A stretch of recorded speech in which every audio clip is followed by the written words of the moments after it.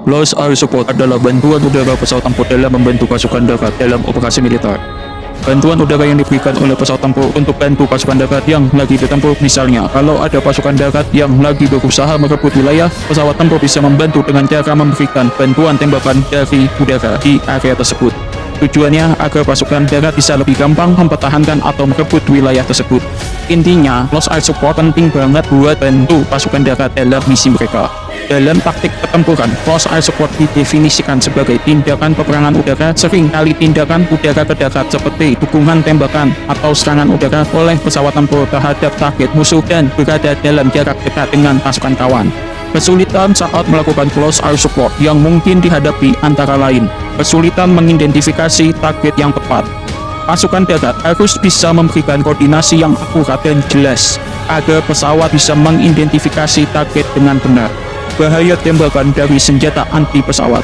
Pesawat yang terbang rendah untuk melakukan serangan dapat menjadi sasaran tembakan dari senjata anti pesawat yang dipasang oleh pasukan musuh.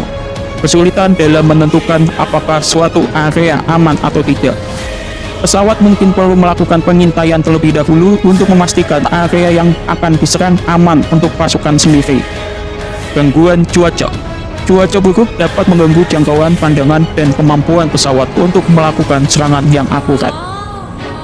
Koordinasi antar pasukan darat dan udara. Komunikasi yang buruk atau informasi yang tidak jelas dari pasukan darat dapat menyebabkan pesawat melakukan serangan pada target yang salah atau tidak sesuai dengan kebutuhan pasukan darat. Malfungsi senjata.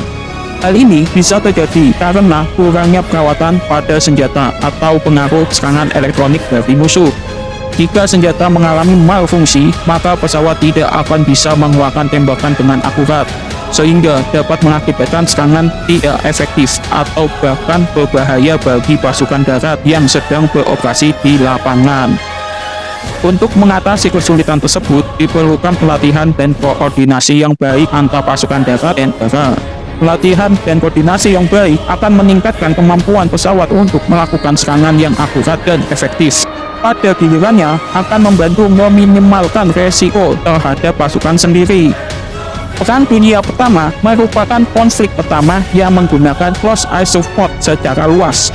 Meskipun dengan metode yang relatif tradisional dibandingkan dengan perang berikutnya, namun sudah terbukti bahwa koordinasi yang baik antar pasukan udara dan darat melalui radio membuat serangan lebih efektif. Berbagai konflik selama periode antar perang, termasuk perang Polandia Soviet, perang saudara Spanyol, pemberontakan Irak, dan perang NATO, juga menggunakan Close Air Support dengan signifikan. Lalu pada Perang Dunia Kedua, menandai penerimaan secara luas integrasi kekuatan udara dalam perang gabungan dengan membuat negara utama yang terlibat dalam perang tersebut telah mengembangkan teknik koordinasi udara darat yang efektif pada akhir konflik.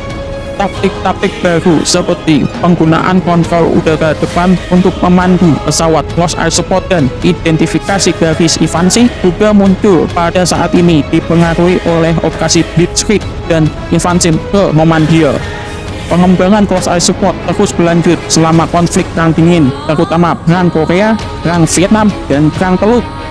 Pencapaian penting termasuk pengenalan helikopter serang dan pesawat khusus Close Air Support.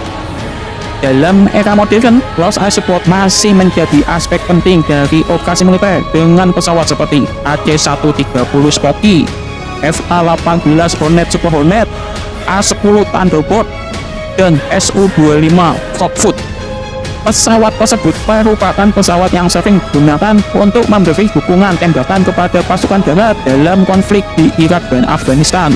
Namun pengembangan teknologi seperti drone, senjata presisi, dan jaringan komunikasi digital juga memungkinkan Close Air Support menjadi semakin efektif dan akurat.